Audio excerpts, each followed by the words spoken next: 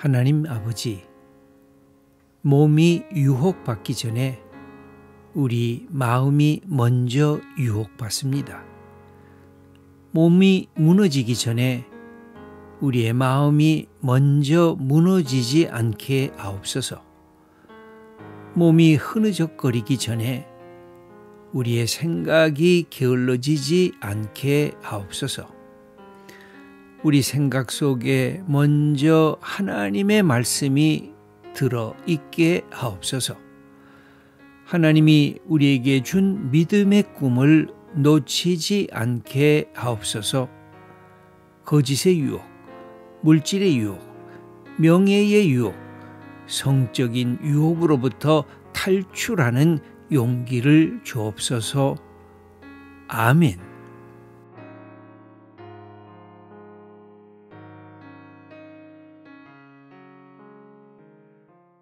여기에서 이 요셉이 이것을 물리치는 몇 가지가 있는데, 첫째는 뭐냐면 자기 자신에 대한 자존감입니다. 자기 정체성, 내 안에 꿈이 있다는 것, 내 안에 가야 할 목표가 있다는 것, 내가 이런 인간성으로 내 삶이 지속되어져야 되겠다고 하는 자기의 삶에 대한 하나님이 주신 이 꿈이 요셉의 마음속에 평생을 이끌어가고 있습니다.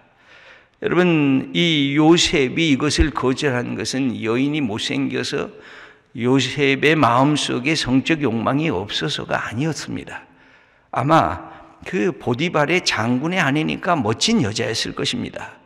그리고 요셉의 이 젊은 나이에 이 성적인 욕망이 그를 사로잡고 있었을 것입니다.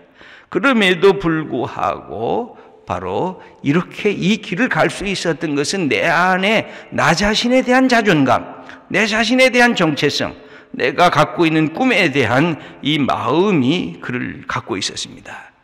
그 다음에 두 번째는 지금 8절에 있는 것처럼 내 주인이 모든 것을 내게 허락했습니다. 그러나 허락하지 아니한 것이 있는데 바로 당신인데 9절 읽어보겠습니다. 이 집에는 나보다 큰 이가 없으며 주인이 아무것도 내게 금하지 아니하였어도 금한 것은 당신뿐이니 당신은 그의 아내임이라. 그런즉 내가 어찌 이 큰 악을 행하여 하나님께 죄를 지으리까. 자기가 맡겨진, 자기는 지금 노예요, 하인이요, 당신은 주인의 아내입니다. 내가 주인이 이 모든 것을 맡겼지만 당신을 내게 맡기지는 않았습니다.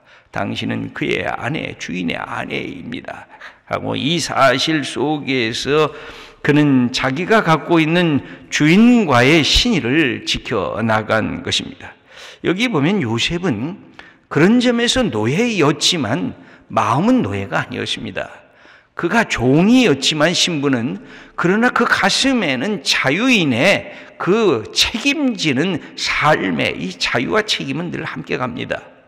자유는 마음대로 하는 게 아니라 책임적으로 마음대로 하는 것입니다. 책임이 없는 자유는 방종이고, 또 이 자유가 없는 책임은 굴종에 불과한 것입니다. 그러므로 진정한 자유자는 자기의 언어, 자기의 행동, 자기의 삶에 대해서 책임을 지는 것입니다. 내가 선택한 것에 대해서 책임을 지는 것입니다. 내가 결정한 것에 대해서 책임을 지는 것, 내가 판단하고 내가 방향을 간 것에 대해서 그것은 내 책임이라고 고백하는 것이 자유인이고, 그것이 하나님의 사용하시는 믿음의 사람들이 갖게 되는 축복이라고 할 수가 있습니다. 그러므로 내가 자유인으로서 보면 당신은 내 것이 아닙니다. 당신은 주인의 것입니다. 그는 자유자로서 하면서 주인과의 신의를 고백하고, 그에게 있었던 결정적인 부분은 뭡니까? 내가 어찌 이 큰 악을 행하여 하나님께 죄를 지으리까. 내가 하나님 앞에, 이것은 하나님이 기뻐하시는 것이 아닙니다. 이것은 하나님이, 내가 원하고 내 육체가 그것을 나를 부추켜도 이것은 하나님이 기뻐하시는 것이 아니어서 내가 여기서 멈춥니다 하고 이렇게 이야기를 합니다. 그러므로 여기 10절 이 말씀을 읽어보겠습니다. 여인이 날마다 요셉에게 청하였으나 요셉이 듣지 아니하여 동침하지 아니할 뿐더러 함께 있지도 아니하니라. 여기 보면 이 요셉이 갖고 있었던 이 태도의 세 가지가 있습니다. 첫째, 8절을 보면 요셉은 거절했습니다. 여러분, 이 특별히 성적인 유혹에 대해서는 이 거절하는 게 아니다. 난 그거 안 한다. 난 싫다. 이 거절하는 게 굉장히 중요한 것입니다. 거절하죠. 두 번째는 10절을 보면 그런 유혹에 함께 있는 것을 자기가 피했습니다. 함께 있지도 아니하니라 이렇게 기록이 되어 있습니다. 그러다가 이제 결정적인 사건이 일어나는데 11절과 12절입니다. 그러할 때 요셉이 그의 일을 하러 그 집에 들어갔더니 그 집 사람들은 하나도 거기에 없었더라. 그 여인이 그의 옷을 잡고 이르되 나와 동침하자. 그러나 요셉이 자기 옷을 그 여인의 손에 버려두고 밖으로 나가매. 여기 보면 여인은 이 명령입니다. 주인이 이 종한테 명령하는 것인데 그것을 거절하고 그 다음에는 그 자리를 피해버리는 겁니다. 일종에는 도망치는 것처럼 보여지기도 하는데 그 자리에, 유혹의 자리에 계속 있으면, 여러분 술 먹는 자리에 들어가서 나는 술 안 먹고 견딜 거다라고 하면 이게 쉽지가 않습니다. 그냥 그 속에 자꾸 빠져들어가게 되는 거죠. 유혹의 자리에서부터 떨어져 있어야 그 유혹을 쉽게 이겨나갈 수가 있는 것과도 같은 것입니다. 그래서 여기에 도망가게 되었고, 도망간 것 때문에 이 여인이 자기의 남편에게 이 요셉이 나를 겁탈하려고 해서 내가 소리를 질러서 요셉이 옷을 이렇게 버려두고 도망갔습니다 하고 억울한 누명을 요셉에게 씌우게 됩니다. 그것이 이제 오늘의 본문입니다. 요셉은 이 억울한 누명을, 여기 본문에 어떤 얘기도 아무것도 없습니다.